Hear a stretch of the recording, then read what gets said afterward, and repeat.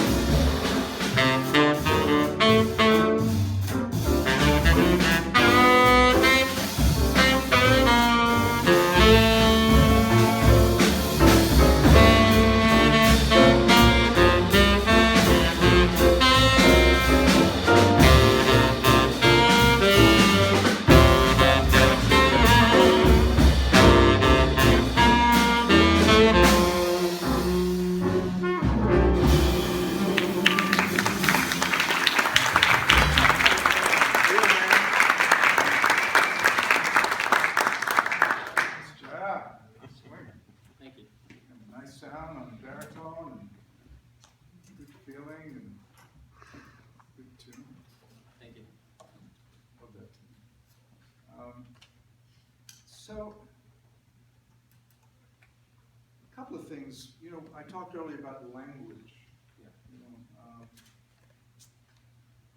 some of the, you know, there are these stock melodies, if you will, that you hear over and over in this music.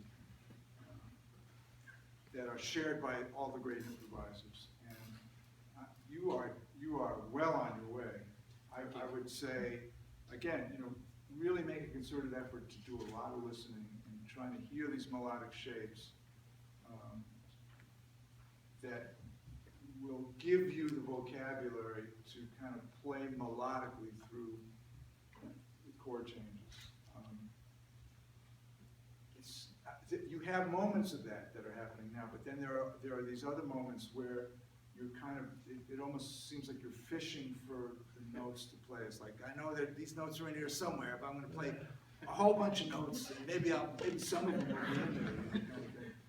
So, I don't know, for me it was always a question of editing, you know. I mean, I needed to really condense or boil down what I was playing so that I was close to playing the tune, right? I mean, and one way to work on that is to really play the melody over and over, or try to play the melody and add a note or two here or there, or even take the rhythm of the melody and put some other notes on there. And what that does is it kind of keeps you from running, having to get away from you, like. Yeah. Because saxophones, you can start wiggling your fingers, boy, a whole lot of stuff will come out. But it's not necessarily what you want to come out. But, and then, I mean, the other dilemma is, we sort of feel this obligation to be exciting. We want to excite, with our virtuosity and energy and all that. But wow, go to hear Wayne Shorter play next time he plays in town. I think he's playing at the Hollywood Bowl this summer with Herbie Hancock. That man, he'll play one note, and then he'll stand there, and then maybe 2 minutes later he'll play a phrase, and then he'll stand there some more, and it's the most profound, amazing thing. It's so in the music, and again, I mentioned earlier, for each chord change, you want to be sure you know what your options are, right? So like on the 7th bar, right? There's that A.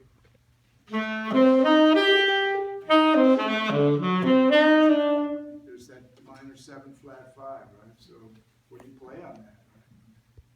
You just play that A. The A flat 5, right? I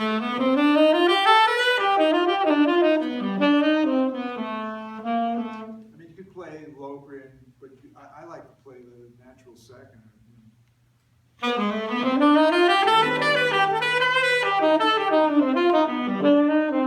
So I put a formato over it, and I try to really spend a little time with it and get the sound of that in my head. Then the next chord would be, D, sort of D, flat 9, sharp 9, I don't know, so that could be altered, or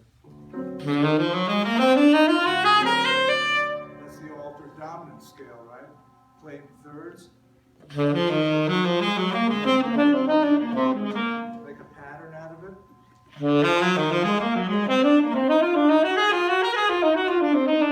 Played it in sevenths.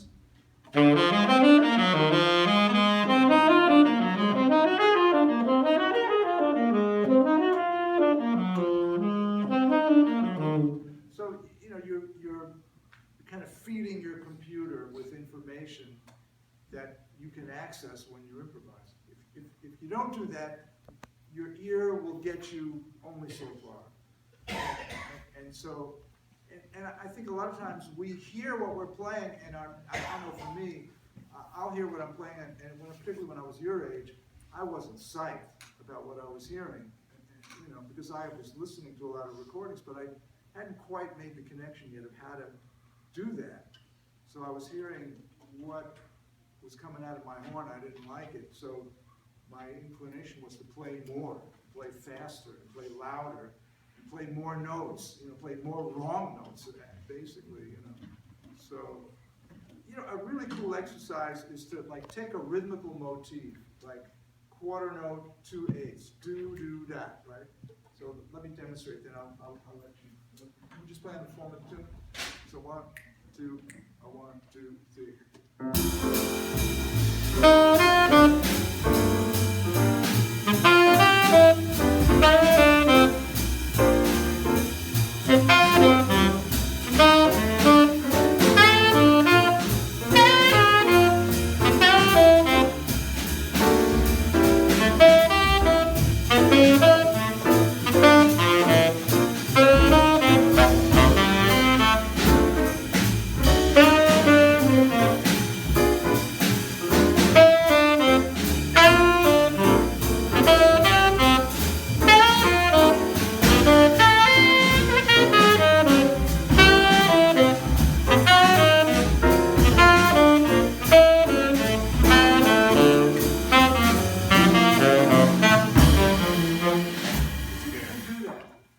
So, I mean, you can displace, you can have to play at every bar, you can let a bar go by, but do, da is kind of the rhythmical motif, yeah? Okay. So 1, 2, 1, 2, 3,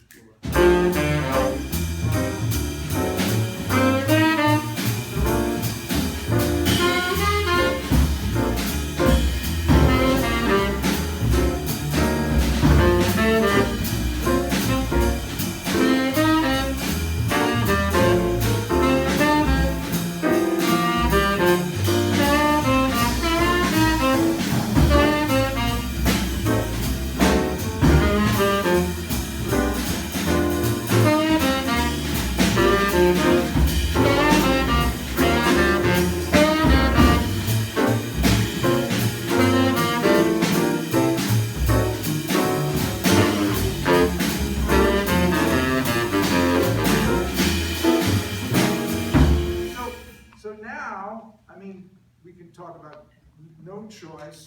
I think there may be better choices in terms of being in the diatonic harmony.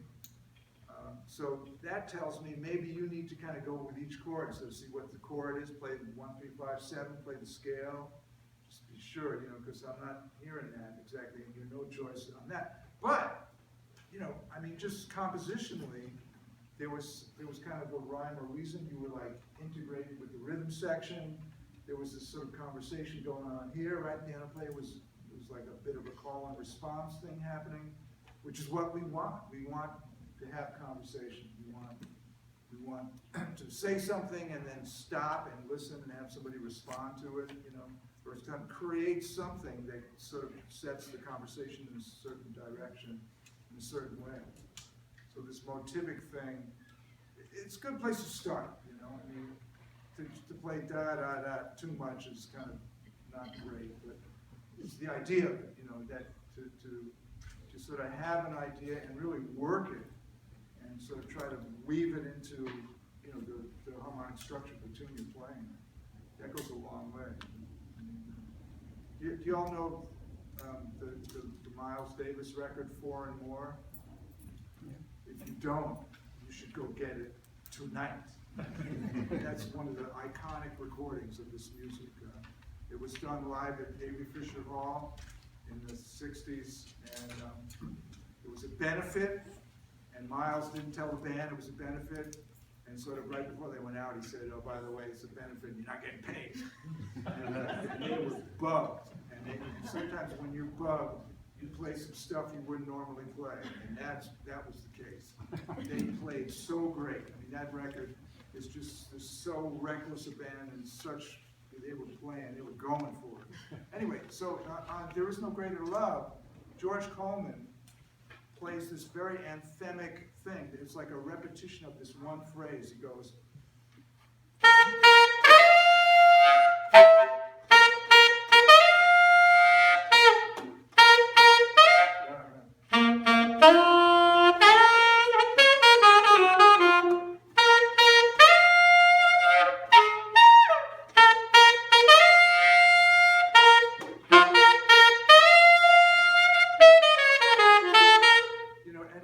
it was almost like the shout chorus of a big band piece, you know. It was so compositional, and it was improvised, you know. And the way the rhythm section rallied around that was so profound and so great. So those kind of events, we can, as a soloist, we can kind of set that up. We can create that, you know.